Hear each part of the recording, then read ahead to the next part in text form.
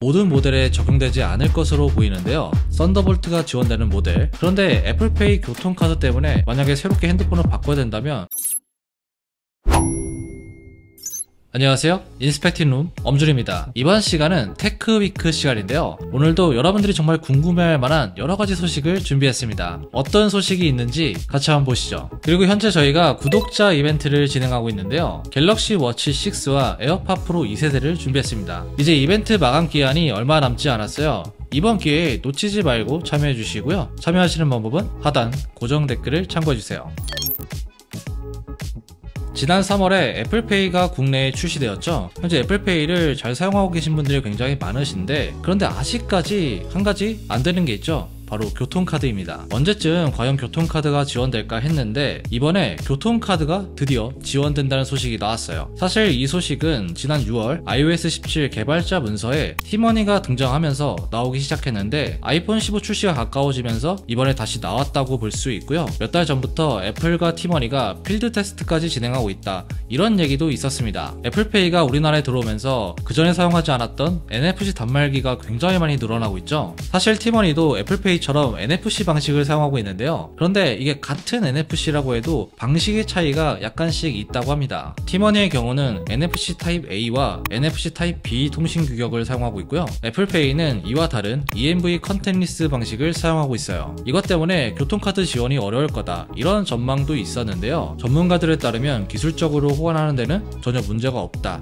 이렇게 좀 보고 있다고 합니다. 실제로 이미 애플이 NFC 타입 A를 기반으로 한 마이페어도 지원하고 있고요. 과거 일본에 애플페이가 나왔을 때 펠리카 규격, 이걸 수용한 적도 있어요. 어쨌든 애플페이 교통카드는 iOS 17에서 지원될 예정이고요. 새로운 iOS의 정식 배포 시기는 보통 아이폰이 공개되고 나서 한 6일 정도 뒤쯤인데요. 최근에 나온 소식을 보면 이번 아이폰 15의 공개는 9월 12일 또는 13일이 굉장히 유력하다고 합니다. 만약 이 날짜에 새로운 아이폰이 공개된다면 아마도 iOS 17 정식 버전은 9월 18일쯤에 배포될 것으로 보이고요. 이제 얼마 안 있으면 정말 교통카드를 애플페이로 사용할 수 있을 것 같은데요. 이게 iOS 17 업데이트를 통해서 생기는 기능이다 보니까 이 업데이트가 안 되는 기기들, 예를 들면 아이폰 10이나 아이폰 8 이런 기기들에서는 애플페이 교통카드를 사용하지 못할 수도 있습니다. 이게 애플에서 마이너한 업데이트를 통해서 패치 같은 거 있죠. 그런 걸 통해서 지원이 되게 해줄지는 잘 모르겠지만 어쨌든 아이폰 10s 이후 모델부터 사용할 수 있다는 건 굉장히 좀 아쉬운 부분이라고 할 수 있고요. 여러분들 한번 생각을 해보면 아이폰 10이나 8 같은 경우도 현재도 굉장히 좀 사용하기 무리가 없잖아요. 그런데 애플페이 교통카드 때문에 만약에 새롭게 핸드폰을 바꿔야 된다면 굉장히 금전적인 부담이 늘어나겠죠. 신형 아이폰이 한두 푼 하는 것도 아니고 이번에 또 가격이 오른다 이런 얘기도 있고요. 정식 버전이 나와봐야 정확하게 알 수 있겠지만 개인적으로는 마이너한 업데이트를 통해서 좀 오래된 아이폰까지 지원이 됐으면 좋을 것 같습니다.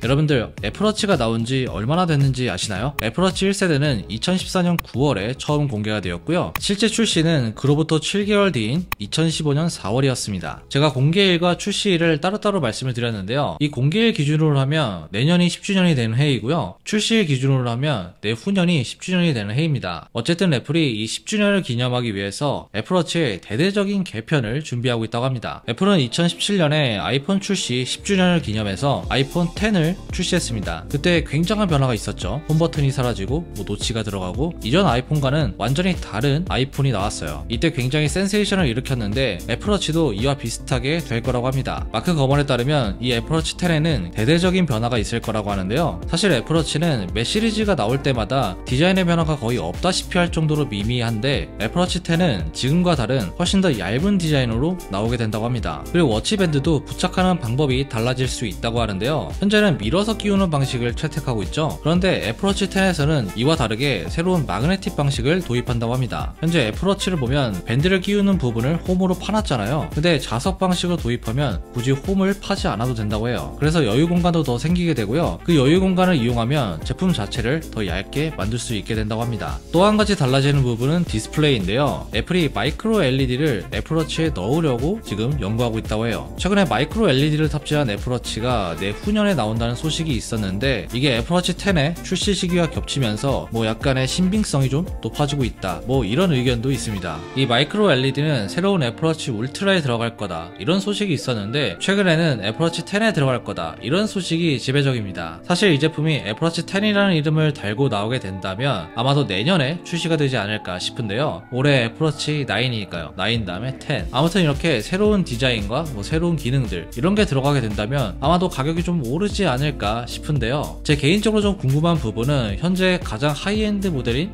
애플워치 울트라 있죠. 그 모델과의 격차가 좀 모호해지지 않을까 싶습니다. 물론 애플워치 10이 확 좋아지게 된 만큼 울트라도 그만큼 좋아지게 된다면 크게 문제는 없겠죠. 애플워치 10에는 화면 크기도 현재 나와 있는 애플워치 8보다 5%에서 10% 정도 큰 화면을 가지게 될 거라고 하고요. 새로운 기능에 대한 얘기도 있는데 현재 가장 탑재 가능성이 높은 건 바로 혈압 측정 기능입니다. 이건 이미 갤럭시 워치에 들어가 있는 기능이죠. 그런데 갤럭시 워치 같은 경우도 혈압 측정을 하려면 다른 별도의 기기가 필요해요. 반면 애플워치 같은 경우는 별도의 측정 장비 없이 적외선을 통해서 손목에서 바로 혈압을 감지할 수 있다고 하는데 뭐 정확한 측정 값까지 제공하는지는 아직 모르지만 현재 나와 있는 혈압 측정 기능보다는 한 단계 더 진보된 기능이 될 거라고 합니다. 그리고 혈당 측정 기능도 기다리시는 분들이 많은데 이 혈당 측정 기능 같은 경우는 아직은 좀 상용화되기 멀었다고 합니다. 아직 이 기술을 확립하는 데에는 시간이 좀 더 소요된다고 하네요.